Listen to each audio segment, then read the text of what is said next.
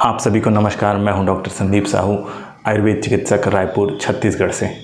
Ayurveda in my day मतलब मेरी दिनचर्या में आयुर्वेद, इस टॉपिक के अंतर्गत हम जानेंगे हमारी दैनिक दिनचर्या से संबंधित आयुर्वेद में बताई गई कुछ बेसिक और ज़रूरी बातें, जिनको हम ध्यान में रखकर, जिनका दैनिक दिनचर्या में पालन करके अपने जीवन को स्वस्थ और सुखमय बना सकते हैं। तो चलिए जानते हैं आयुर्वेद में दिनचर्या से संबंधित कुछ ज़रूरी बातों को।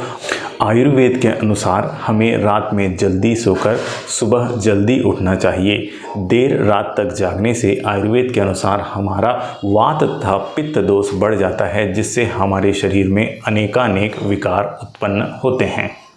लेकिन आजकल बहुत से लोग बेवजह देर रात तक जागते हैं।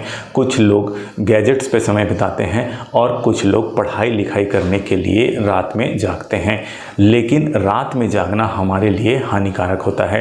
रात में जागने से हमारी दोषों की प्राकृतिक साम्यावस्था बिगड़ती है और जिसके कारण कई बीमारियां जैसे कि कमज़ोर पाचन की समस्या, थकावट, कमजोरी, हाथ पैर दर्द, सिर दर्द और इसके अलावा मानसिक परेशानियां जैसे कि चिड़चिड़ापन, झुंझलाहट, बेचैनी, घबराहट, हताशा, डर, अनिद्रा और अवसाद जैसी बीमारियां भी होने के चांस होते हैं। और देर रात तक जागने से हमारे शरीर का नेचुरल बायोलॉजिकल क्लॉक बिगड़ता है, दोषों की साम्यावस्था गड़बड़ाती है, यहाँ तक कि हार्मोनल इम्बैलेंस भी इससे होता है। और देर रात तक जागने के दुष्परिणाम भले ही तुरंत दिखलाई न दें, लेकिन कालांतर में देर सवेर इसके लक्षण अवश्य उत्पन्न होते हैं। कुछ न कुछ परेशानियाँ जरूर उत्पन्न होती हैं।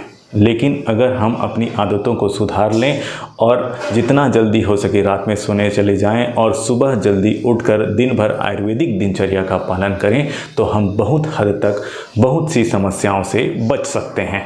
अतः हमें रात में जल्दी सोकर सुबह जल्दी उठना चाहिए और सुबह उठने के तुरंत बाद 2 से 3 गिलास हल्का गुनगुना पानी धीरे धीरे करके उखड़ू बैठकर आराम से पीना चाहिए।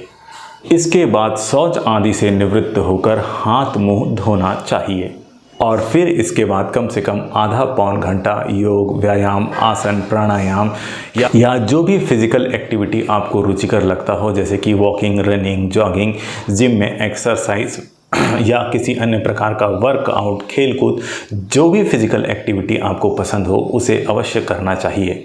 लेकिन हैवी और इंटेंस वर्कआउट से बचना चाहिए, क्योंकि व्यायाम को आयुर्वेद के अनुसार ऋतु अनुरूप करना चाहिए। मतलब ठंडी के दिनों में थोड़ा ज़्यादा एक्सरसाइज करना चाहिए और गर्मी के दिनों में थोड़ा कम व्यायाम करना चाहिए। ठंडी के दिनों में बलार्ध व्यायाम कहा गया है और गर्मी के दिनों में अल्प व्यायाम कहा गया है।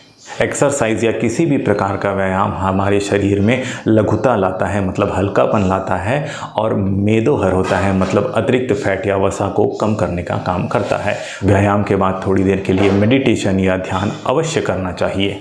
इसके बाद थोड़ा विश्राम करके मंजन ब्रश करके पूरे शरीर में तिल तेल की मालिश करनी चाहिए और तेल मालिश के थोड़ी देर बाद स्नान करना चाहिए, नहाना चाहिए। फिर इसके बाद सुबह का भोजन यानी कि नाश्ता सुबह 7:30 बजे से 9 बजे के बीच कर लेना चाहिए। हर दिन अलग अलग प्रकार का नाश्ता करना चाहिए और ज़्यादा तेल मसाले वाला तथा एकदम हैवी नाश्ता नहीं करना चाहिए। और अपने नाश्ते में मौसमी फलों तथा थोड़ा सा अंकुरित अनाज को अवश्य शामिल करना चाहिए। और एक बात विशेष रूप से आयुर्वेद में यह कहा गया है कि खाना कभी भी किसी भी समय एकदम बहुत अधिक मात्रा में या एकदम पेट के भरते तक नहीं खाना चाहिए। आयुर्वेद के अनुसार भोजन हमेशा मात्रा युक्त लेना चाहिए, मतलब कि न ही बहुत कम मात्रा में और न ही बहुत अधिक मात्रा में। खाना हमेशा सात्विक, पौष्टिक, सुपाच्य और ताज़ा ही लेना चाहिए। इसके बाद दोपहर का भोजन 12 बजे से 2 बजे के बीच में करना चाहिए और रात्रि का भोजन जितनी जल्दी हो सके उतनी जल्दी कर लेना चाहिए। मतलब कि रात का भोजन शाम 6 बजे से 8 बजे के बीच में कर लेना चाहिए।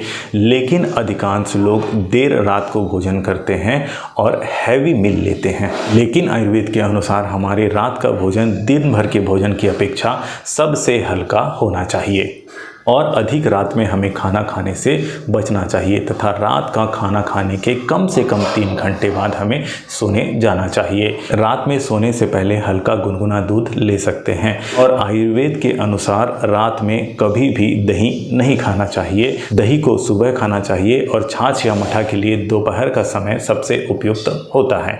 इसी प्रकार किसी भी समय विपरीत गुण वाले भोजन को एक साथ नहीं लेना चाहिए, जैसे कि ठंडी आइसक्रीम खाने के तुरंत बाद गर्म चाय या कॉफ़ी लेना या इसका उल्टा। इसी प्रकार अत्यंत कड़वे या कसैले भोजन के साथ मीठा भोजन मिलाकर नहीं लेना चाहिए। इसी तरह दूध के साथ खट्टे फलों को मिलाकर भी नहीं लेना चाहिए। आयुर्वेद में इस तरह के आहार को वैरोधिक आहार कहा गया है। इस तरह के आहार से भी हमें बचना चाहिए। और इसी प्रकार एक बार भोजन करने के बाद जब तक वह भोजन पचा नहीं हो तब तक दोबारा भोजन ग्रहण नहीं करना चाहिए। तो इस प्रकार आयुर्वेद में बताई गई इन सभी बातों का पालन करके अपनी दिनचर्या को सुधार कर व्यवस्थित करके हम स्वस्थ तथा रोग मुक्त जीवन पा सकते हैं। आयुर्वेद अपनाइए, स्वस्थ जीवन पाइए।